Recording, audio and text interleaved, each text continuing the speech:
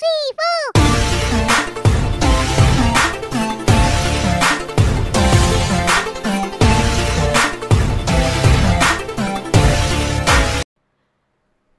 আসসালামু আলাইকুম, চলে এসেছি আরও একটি ভিডিও নিয়ে তোমাদের মাঝে। আজকে আমরা আলোচনা করব বিজ্ঞান ষষ্ঠ শ্রেণীর বিজ্ঞান অনুশীলন বইয়ের চলো নৌকা বানাই এই টপিকটার সপ্তম ও অষ্টম সেশন। যারা আগের সেশনগুলো মিস করেছো তারা অবশ্যই আমাদের 1 আওয়ার লার্নিং চ্যানেলের যে বিজ্ঞান সিক্সের যে বিজ্ঞান প্লেলিস্ট আছে সেই বিজ্ঞান প্লেলিস্টে গিয়ে কিন্তু A to Z প্রত্যেকটা চ্যাপ্টার ওয়াইজ কিন্তু সকল প্রকার ভিডিও পেয়ে যাবে। বিজ্ঞানের অ্যাটলিস্ট, ঠিক আছে, এই অধ্যায় পর্যন্ত, ঠিক আছে। আচ্ছা, এরপরে দেখো আমরা আলোচনা করব সপ্তম ও অষ্টম সেশন এই টপিকটার। কি বলেছে দেখো, নৌকা ভ্রমণের অভিজ্ঞতা শুনে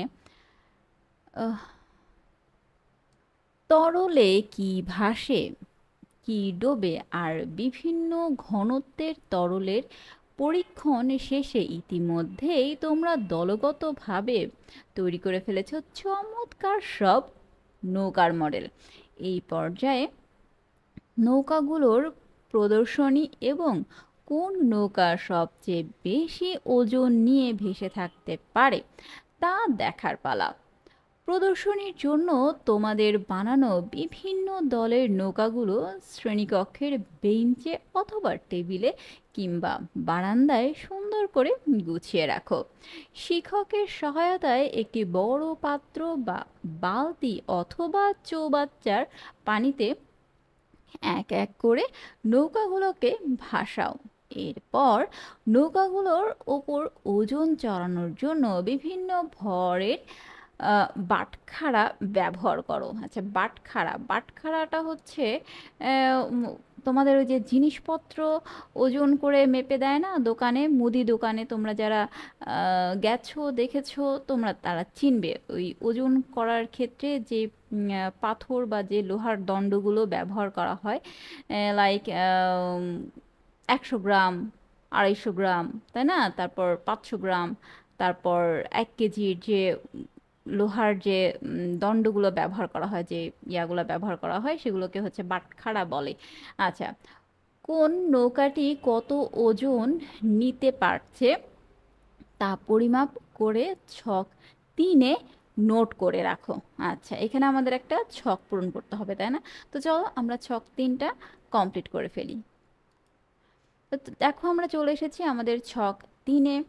এখানে আমাদের কি করতে হবে, দলের নাম দিতে হবে, তাই না, সদস্য সংখ্যা দিতে হবে নৌকায় চাপানো ওজন, আর দিতে হবে মন্তব্য, ঠিক আছে। আচ্ছা, তো দলের নামগুলো আমি যেহেতু এইগুলো সবই এক একটা ডেমো অ্যান্সার, ঠিক আছে, সো আমি আমার মতো করে এখানে দিয়েছি যে পদ্মা দল, মেঘনা, যমুনা, তিস্তা, কর্ণফুলী। আমি এখানে নদীর নামগুলো ইউজ করেছি, তোমরা চাইলে যে কোনো নাম কিন্তু এখানে ইউজ করতে পারো, ঠিক আছে। আচ্ছা, পদ্মা দলের সদস্য আছে 5 জন, মেঘনার আছে 5 জন, যমুনার 5 জন, তিস্তা ও কর্ণফুলী যথাক্রমে 5 জন 5 জন করে দলের সদস্য সংখ্যা এখানে আমি দিয়েছি। তোমরা যে কয়জন করে থাকবে এক এক দলে সে কয়জন করে এখানে দিবে, ঠিক আছে।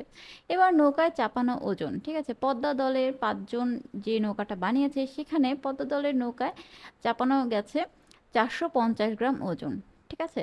আচ্ছা, মেঘনা দলের চাপানো গেছে 200 গ্রাম ওজন, যমুনা দলের চাপানো গেছে 250 গ্রাম ওজন, তিস্তা দলের চাপানো গেছে সবচেয়ে বেশি 500 গ্রাম ওজন, ঠিক আছে। কর্ণফুলীতে চাপানো গেছে মাত্র 90 গ্রাম ওজন, ঠিক আছে। এখানে তোমরা মন্তব্যগুলো লিখে দিতে পারো। এভাবে তোমরা এই ছকটা কমপ্লিট করতে পারো।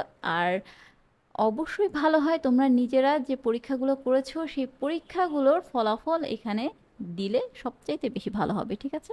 আচ্ছা, তো নেক্সটে কি আছে চলো দেখে নেই। এভাবে কোন দলের নৌকা বেশি ওজন নিয়ে ভেসে আছে তার ভিত্তিতে আলোচনা করে পর্যবেক্ষণ ছক 4 পূরণ করে সিদ্ধান্ত নাও ওই নৌকার কি কি কারিগরি কৌশলের জন্য তাদের বানানো মডেল অন্য নৌকার তুলনায় বেশি ওজন নিতে পেরেছে। অর্থাৎ আমাদের এখন দেখতে হবে যে এই যে আমরা ছকটা দেখেছি এই ছকে যে তিস্তা, তাই না? তিস্তা কিন্তু সবচাইতে বেশি ওজন নিয়েছে। তো কি কি কারণে তিস্তা সবচাইতে বেশি ওজন নিতে পারলো? আর এই যে কর্ণফুলী, তারপর পদ্মা, মেঘনা, যমুনা, এরা কেন এই তিস্তার মতো ওজনটা নিতে পারলো না, সেই বিষয়ে আমাদের এখানে একটা ছকের মধ্যে ব্যাখ্যা চেয়েছে। ঠিক আছে, তো চলো আমরা এই ব্যাখ্যাটা দেওয়ার চেষ্টা করি। কিভাবে দিয়েছি তোমাদের সাথে শেয়ার করি। ওকে, ওয়েল, দেখো আমরা ছক 4-এ চলে এসেছি। এখানে দলের নামগুলো আমরা পর্যায়ক্রমে বসিয়ে দিয়েছি। ঠিক আছে, এবার এখানে কি লিখেছি দেখো, বইয়ে লেখা ছিল কি ধরনের কারিগরি কৌশল ব্যবহার করা হয়েছে। আচ্ছা, পদ্মা, পদ্মাতে কি ধরনের কারিগরি ব্যবহার করা হয়েছে দেখো, নৌকাটি কাঠ দিয়ে তৈরি করা হয়েছে।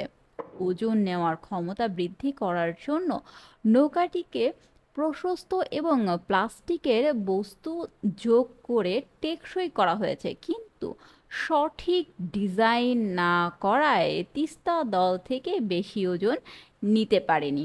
ঠিক আছে, আচ্ছা, এরপরে কি মেঘনা, তাই না? এরপরে কে ছিল? মেঘনা দল ছিল। নৌকাটিকে প্লাস্টিক দিয়ে তৈরি করায় বেশি ওজন নিতে পারেনি, তাছাড়া প্রয়োজন মতো প্রশস্ত ও লম্বা করা হয়নি। ঠিক আছে, আচ্ছা, এরপরে কি আছে? যমুনা, নৌকাটি কার্ড কার্ড দিয়ে তৈরি করা হয়েছে, কিন্তু প্রয়োজন মতো প্রশস্ত ও লম্বা করা হয়নি। ঠিক আছে, এবার তিস্তা, যে নিয়েছিল 500 গ্রাম ওজন, তাই না? নৌকাটি কাঠ দিয়ে তৈরি করা হয়েছে। ওজন নেওয়ার ক্ষমতা বৃদ্ধি করার জন্য নৌকাটিকে প্রশস্ত এবং প্লাস্টিকের বস্তু যোগ করে নৌকাটিকে টেকসই করা হয়েছে। সেই সঙ্গে নৌকাটির সঠিক ডিজাইন করা হয়েছে, যার ফলে সব দলের তৈরি নৌকা থেকে এই দলের নৌকাটি সবচেয়ে বেশি ওজন বহন করতে সক্ষম। ঠিক আছে, আচ্ছা, লাস্টে কি ছিল আমাদের? কর্ণফুলী, তাই না? কর্ণফুলীর বিষয়টা কি হয়েছে? নৌকাটি প্লাস্টিক দিয়ে তৈরি, প্রয়োজন মতো প্রশস্ত ও লম্বা করা হয়নি এবং গঠনগত সমস্যা ছিল, যার কারণে বেশি ওজন নিতে পারেনি। ঠিক আছে, এভাবে কিন্তু আমরা এটা লিখতে পারি। এভাবে লিখতে পারি মানে তোমরা চাইলে তোমাদের আঙ্গিকে তোমরা তোমাদের মতো করে লিখতে পারো এখান থেকে আইডিয়া নিয়ে। ঠিক আছে, আশা করি তোমরা বুঝতে পেরেছো। তো এরপরে কি আছে চলো দেখি। আচ্ছা, এরপরে একটা প্রশ্নবোধক চিহ্ন আমরা দেখতে পাচ্ছি, তাই না? অনেক বড়। এখানে কি বলেছে দেখো, কাগজের প্লেন তো সবাই বানিয়েছো, তাই না? ভালো করে বানাতে পারলে তা ছুঁড়ে মারার পরেও বেশ খানিকক্ষণ বাতাসে ভেসে থাকে। পানিতে নৌকা ভেসে থাকার সাথে এই ঘটনার কোনো মিল খুঁজে পাও? অবশ্যই এই ঘটনার মিল আছে, কারণ প্লেনটা না যতক্ষণ আমরা প্রপার ওয়েতে বানাইতে পারবো, যতক্ষণ ও সুন্দর করে বলতে ওর ভাঁজগুলো সমান না হবে, যতক্ষণ না ও সুন্দর করে ভালোভাবে বানানো না হবে, ততক্ষণ কিন্তু এই কাগজের প্লেনগুলা আমরা খেয়াল করে দেখেছি ভালোভাবে উঠতে চায় না। আর যদি উড়েও তাহলে সে কিন্তু বেশিক্ষণ উড়ে না, তাই না? কিন্তু সুন্দর করে ভালোভাবে ভাঁজে ভাঁজে যে প্লেনগুলো বানানো হয়, একদম প্রপার ওয়েতে যে কাগজের প্লেনগুলো বানানো হয়, সেগুলো কিন্তু ছুঁড়ে মারলেই বেশ অনেকক্ষণ ধরে উড়ে, তাই না? আমরা কিন্তু এটা খেয়াল করেছি। ঠিক তেমনি পানিতে নৌকা ভেসে থাকার জন্য কিন্তু নৌকাটা কি করতে হবে? আমাদের প্রপার ওয়েতে বানাতে হবে, ভালোভাবে বানাতে হবে। ঠিক আছে, প্রত্যেকটা ধাপে ধাপে সরি সুন্দর করে আহ, উম, ভালোভাবে পর্যবেক্ষণ করে করে নৌকাগুলো বানাতে হবে, যাতে করে নৌকা বেশি পরিমাণ ভর নিতে পারে, নৌকা বেশি সময় ভেসে থাকতে পারে। বেশি সময় কি, নৌকা যাতে সারা জীবন, যতদিন ওর জীবন দশা আছে ততদিন ও যেন ভেসে থাকতে পারে, তাই না? এক কথায় লং লাস্টিং করে, তাই না? আচ্ছা, তো এই বিষয়গুলোই কিন্তু আমরা মিল খুঁজে পাই, তাই না? নৌকা বানানো আর হচ্ছে কাগজের প্লেন বানানোর ক্ষেত্রে। তো আশা করি তোমরা বুঝতে পেরেছো। এরপরে কি আছে? এরপরে আছে হচ্ছে নানা কাজের কাজী। তো এই টপিকটা নিয়ে আজকে আমরা আর শুরু করব না, এই টপিকটা আমরা পরবর্তী ভিডিওতে আলোচনা করব। আর অবশ্যই তোমরা কমেন্ট বক্সে জানাবে ভিডিওগুলো তোমরা পেয়ে কতটুকু হেল্পফুল হচ্ছ।